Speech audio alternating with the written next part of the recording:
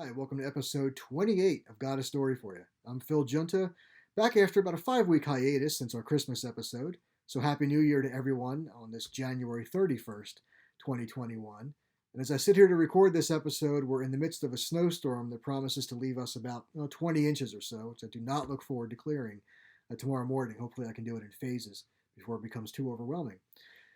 This episode is called Where It's Needed Most. That is the title of my most recently published story in this anthology called Love on the Edge by Year of the Book Press, in partnership with the Mindful Writers Retreat. It's the third book in the Mindful Writers Retreat series, and all content, stories, essays, and poems, are written by attendees of the Mindful Writers Retreat, which takes place 3 times a year in Western Pennsylvania. I've attended twice. I look forward to going back later on this year. And as with all Mindful Writers Retreat anthologies, they are all charity anthologies. And in this case, for Love on the Edge, proceeds benefit the Allegheny Children's Initiative Partners for Quality. There'll be links below the video here in the show notes where you can find Love on the Edge. It's available in any of your favorite online bookshops, whether that's Amazon, Barnes & Noble, or your favorite indie shop, of course. And the theme for Love on the Edge is love in all of its forms, whether that's love of self, love of mankind, friends, family, pets, nature, and of course, romantic love. All themes of love are found in the pages of this book, and it's an honor to be included among this August group of writers. My second time around, even though it's the third book in the series, I came in a bit late. I came in on the second volume, which was their 2019 Christmas anthology called Over the River and Through the Woods. This is my second time with them, and my story in this case is called Where It's Needed Most. And in my story, a desperate empath and a selfless touch healer save each other's lives in the middle of a city boiling over with rage and anger. I hope you enjoy Where It's Needed Most. After dumping a decade's worth of pills into a glass tumbler, Max Everett flicked the last empty prescription bottle across the kitchen table, knocking several others over the edge. A brilliant shot. 500 points to Everett, and Max swirled the kaleidoscopic cocktail of vodka, antidepressants, and anxiolytics. Game over. Contrary to the diagnoses of several psychiatrists over the years, Max struggled neither with depression nor anxiety, at least not his own. It wasn't until his early 20s that he'd realized his prodigious capacity for absorbing the tempestuous emotions of those around him. Of course, all attempts to convince his family of this had proven futile. To placate them, Max had grudgingly accepted the occasional prescriptions, only to toss the unopened bottles into a box tucked in a forgotten corner of his bathroom closet. Instead, he had turned to daily meditation and a sensory deprivation tank at the local health spa to preserve his sanity amid the incessant buffeting of several thousand unrestrained minds. Then, the COVID-19 pandemic struck early in the new year, forcing all non-essential businesses to close, including the spa. As months passed under quarantine, the city's population grew restive, anxious. Smoldering tensions fueled long-suppressed animosities.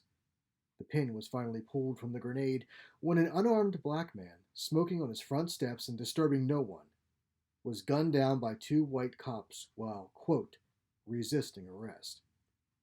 The following week, a peaceful protest downtown erupted into a night of rioting.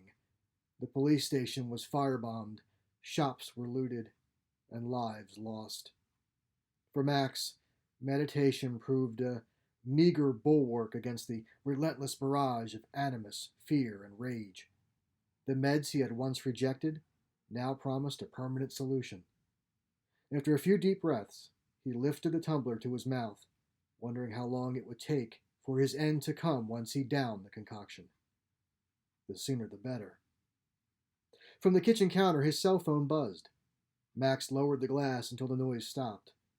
Mustering his courage after nearly a full minute, he raised it to his mouth once more. His cell phone buzzed again. The caller had left a voicemail. For Christ's sake. Max leapt from his chair and snatched the phone from the counter. After listening to the message, he tapped the screen and pressed the phone to his ear. Soul of the city, this is Priscilla. How can I help you? Pris, it's Max Everett. Max, thanks for calling me back. Did I catch you at a bad time? He shifted his gaze to the tumbler. I was just about to take a nap. What's going on? How about a float instead? Not sure if you saw our posts on social media, but we're open again now that the restrictions have been lifted. Since you had a bunch of appointments that were canceled due to the pandemic, I wanted to let you know that we have a slot open at 1:30 today if you're available. Max closed his eyes and rolled his head back. Yes. Yeah, I'm available. Great. We'll need to take your temperature when you arrive, and you'll have to wear a mask to enter and walk through the spa to your assigned salon. No problem. I'll be there. Thank you, Pris. Max rubbed his eyes. You might have just saved my life. An hour later, Max adjusted his sunglasses and N95 mask as the green and white taxi slowed to a stop alongside his building. He opened the back door, tossed his small duffel onto the seat, and climbed in. I thought it might be you. I picked you up here just before the pandemic. Oh, right. Didn't recognize you with the mask. How are you? I'm good, bruh. You work out here? I thought all these factories were abandoned. Actually, I live here. The owners were willing to rent out the basement cheap while they renovate the building. Huh, kind of remote, isn't it? Just the way I like it. Guess I can't blame you. At least you ain't got to deal with these damn protesters. They keep moving through town, blocking traffic. Makes driving a friggin' nightmare. So where to? 6th and Ridgemont. As the cab made its circuitous route through town, Max steepled his fingers and closed his eyes, bracing himself against the torrent of random emotions from the minds they passed along the way. Mild trepidation brushed his thoughts from a distance, giving way to fierce jealousy nearby. Disappointment from one tired old soul faded, to be replaced by youthful lust elsewhere. Max winced as a surge of grief and despair threatened to drown him. He tried to withdraw, throw up a shield, but the raw and desperate passions clawed at his consciousness, then vanished in a burst of warmth, hope, comfort, all of that, but something more. Love? Could it be? Yes, love of a purity and intensity, the likes of which Max had never before encountered. It washed over him, embraced him, elevated him. He lowered his defenses and allowed it to consume him. Who are you? I must know. I can feel you fading. Don't leave me. With a cry, Max opened his eyes. He threw himself against the passenger door and peered out the window. Where did that come from? He slid across the seat, knocking his duffel to the floor, and searched the opposite side of the street until his gaze locked onto St. Sophie's Hospital. There. Are you okay, buddy? The driver stared at him from the rearview mirror. Something wrong? Max slumped, still catching his breath. Not at all. Just the opposite, in fact. I will find you again, whoever you are. In the pediatric oncology wing at St. Sophie's Hospital, Nadi Santico sat hunched before her computer screen at the nurse's station. She barely noticed when one of her colleagues, Jasiri, dropped into the chair beside her. So, who's your hot date today? Dylan, Aiden, Rajesh, or one of the new kids? Well, it definitely won't be Ashley again. Constance, the senior nurse, leaned over the counter and dropped a file folder onto the desk. She's being discharged in a few hours, tumor-free as of yesterday. And no one knows why, Jasiri added. Dr. LaRouse is completely baffled. Ashley's the third kid in 2 months. Constance pointed to her. That's the power of Jesus right there, honey. Ain't nothing to be baffled about. Nadi logged off the computer and rolled her chair back. All right, chickies, I'll be with Ellen for a little while. I'd promised I'd read to her before my shift was over. You're going to be a good mama someday, Constance said. Nadi rolled her eyes. I'm serious, girl. You just need to find the right man. After the pandemic is over, of course. I don't think there are any good men left in this city. Nadi rounded the nurse's station and made her way down the corridor. She stepped into the last room on the right and approached the bed. Its occupant, an 8-year-old girl whose sandy blonde hair had been lost to chemotherapy, turned her face away from the window as Nadi approached. Are you here to read to me? As promised. Nadi picked up the book from the corner table and flipped through the pages. We'll pick up where we left off yesterday. I heard Ashley's going home soon. Her cancer went away. Yes, that's true. I wish I could go home. I sometimes wake up in the middle of the night and I'm scared that I'll never be able to go home again. Please don't tell my mom and dad, but I'm scared a lot. I won't tell them. Nadi put the book aside. Ellen, do you trust me? Sure. With a glance at the open door, Noddy stepped around the bed and closed the privacy curtain. What are you doing? At Ellen's puzzled gaze, Noddy smiled. Sending you home. Now, close your eyes and think about everyone you love and everything you loved doing before you got sick. She laid a gentle hand on Ellen's chest. A yellow glow appeared beneath her palm. Think about all the places you love to go. The beach, the park. Noddy inhaled deeply, held her breath for a few seconds, then exhaled. She repeated this a few more times. When she spoke again, her voice was strained. How do you feel, Ellen? Warm, but a nice warm. What's happening? Almost done, sweetie. The yellow glow faded. Noddy lifted her hand. You can open your eyes now. What was that? 2 more days and you'll be home. But can you do something for me, Ellen? Promise me you won't tell anyone about this. Will you do that for me? Sure, Ellen nodded. Noddy felt a trickle along her upper lip. I'll be right back, and then I'll read to you, okay? She shoved aside the privacy curtain and hurried into the bathroom. Yanking down her mask, Noddy staggered toward the sink. Blood trickled from her right nostril. That's a first. She snatched a paper towel from the dispenser and pressed it to her nose. Idiot. Noddy glanced at her drawn, sallow reflection in the mirror. Ellen could have waited 1 more shift. You still haven't recovered from healing Caleb and Ashley. Keep going at this pace. Who's going to heal you? Max stood in the vestibule at Soul of the City Spa and peered up at the wall-mounted temperature scanner. Apparently satisfied that he was virus-free, Pris held up a hole punch. Do you have your frequent floater card? Oh yeah, sorry. Max thumbed through his wallet and produced a tattered blue business card. Been so long, I forgot. He slipped it under the plexiglass divider that spanned the length of the reception desk. As Pris reached for the card, a miasma of anguish, worry, and dread crept into Max's thoughts, jarring him out of the euphoria that still lingered from the cab ride. Whatever troubled her, Pris concealed it well, surgical mask notwithstanding. Her eyes betrayed no hint of sorrow. She held up the punch card. Looks like your next float will be free. Any chance I could use it today to extend my session? You want to spend 2 hours in the tank? After the past 4 months, I could spend a week in the tank. Pris swiped a slender finger across the screen of her tablet computer. You and me both. Yeah, I can put you in for a double session. Thanks. Sorry to be forward, but are you okay? You seem distraught. Not at all. Pris. Her shoulders slumped. Right. Almost forgot I'm talking to the human lie detector. She tossed the tablet onto the counter. My dad tested positive for COVID a few weeks ago, and now he's on a ventilator at St. Sophie's. They won't let me see him, of course, so here I am trying to keep my shit together. I'm sorry, Pris. I wish I could take your pain away. Max pressed his open hand to the plexiglass divider. I wish there was something I could do. Eyes glistening, Pris reached across the counter and did likewise. Thanks, Max. I'm sure all this has been hell for you, too. Nearly enough to drive me to drink. Pris lowered her hand and reached into a drawer. You need to find a girl, Max. Get some love in your life to distract you from all the stress. Love seems to be a rare commodity in this city. Max mustered a perfunctory smile. But I'll keep that in mind. She slipped the key card under the divider.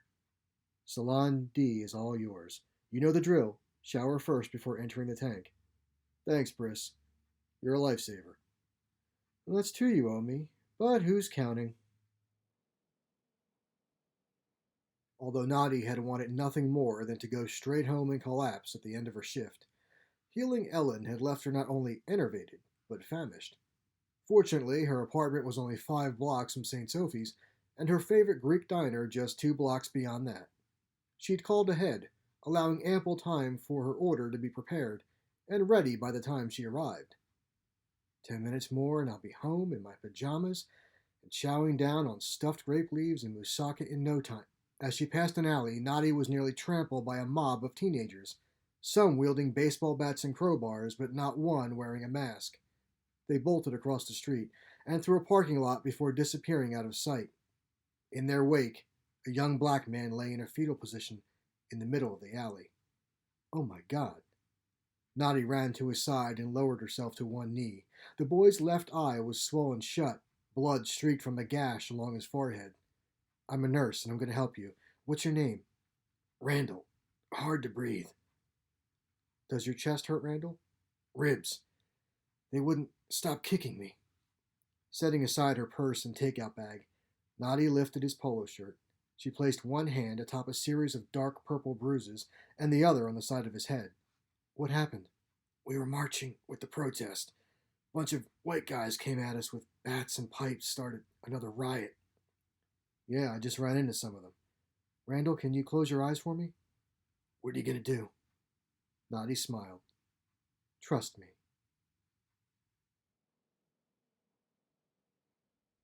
There's nothing better to rejuvenate mind, body, and soul than floating nude atop 10 inches of briny water while encased in absolute darkness. Yet Max would have traded the past 2 hours of heavenly silence for just 5 minutes of the euphoria he'd experienced on his way here. After his session in the sensory deprivation tank, Max called for a cab and waited in the lounge by the window. He chided himself for his suicide attempt, even while bracing his mind against the ebb and flow of emotions from the passing throng on the street. Annoyance, contempt, fury, comfort, warmth, love. Max gripped the arms of his chair. Yes, it was the same sensation he'd felt in the cab earlier as they passed St. Sophie's, only more intense, closer, possibly just a few blocks away. Max leapt from his seat and started toward the vestibule when a wave of panic sent him staggering. He nearly toppled into another patron before steadying himself. Outside, a stampede of bodies shoved, weaved, and shouted their way past the windows. Was another riot underway? With a brusque wave to Priss, Max charged through the door and out to the sidewalk, just as a green and white cab pulled up to the curb. Ignoring it, he shrank back against the wall of the spa, glancing left and right. God damn it, which way? He closed his eyes. After a moment, he allowed a furtive smile. Of course, love always intervenes where it's needed most. Max pushed off the wall and plunged into the fray. In the alley, Nadi collapsed against the wall and pulled a wad of napkins from her takeout bag. She pressed them to her bleeding nose as Randall sat up and gaped at her, all injuries healed. How did you do that? Ancient Greek healing technique runs in the family. Distant gunfire punctuated the wail of approaching police sirens. Shit's about to go down, we gotta move. I need a few minutes. Nadi slipped her purse into her takeout bag. Just go. Randall shifted his gaze from one end of the alley to the other. I'll be fine. Nadi waved her napkin. Go now, stay safe, and please quarantine yourself for 2 weeks. Riots be damned, we're still in a pandemic. Yeah. Good luck, and thanks again. With that, Randall was gone. Only a block and a half to home. With one hand on the wall and the other clutching her takeout bag, Nadi started back toward the street, pausing to suss out the scene. Most of the violence was still confined to the next block. As if to confirm this, a pair of ambulances barreled through the nearest intersection and passed again a moment later at the opposite end of the alley behind her. Please stay over there until I get home. Nadi shuffled out to the sidewalk, feeling as if she'd aged 30 years in the past 10 minutes. The first gunshot tore through an outdoor display in front of a shop directly beside her. Get down! As more rounds peppered windows and walls around her, a tall man charged toward her from across the street. Nadi's takeout bag flew from her grasp. She cried out as the impact pushed her to the asphalt at the alley's entrance, but the man had wrapped his arms around her head and back, cushioning the impact. Nadi's mask slipped down to her chin as she turned her head away from the man's shoulder. She arched her neck but could see little more than huddled bodies in the middle of the street. He's down, someone shouted. We got his gun. She patted her savior's back. His shirt was damp with sweat. Sir, thank you. I think they got the shooter. We should be okay now. Can we stand up, please?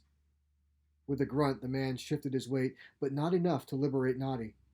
He turned his head to face her. Only one problem. I can't move my legs. Nadi brought her hand up. That wasn't sweat. Oh no. What's your name? Max. He rested his forehead against the asphalt. Okay, Max, I'm a nurse and I'm going to help you, but you have to trust me, okay? Do I have a choice? No. I want you to close your eyes and don't try to move until I tell you to. Can you do that for me? Yes.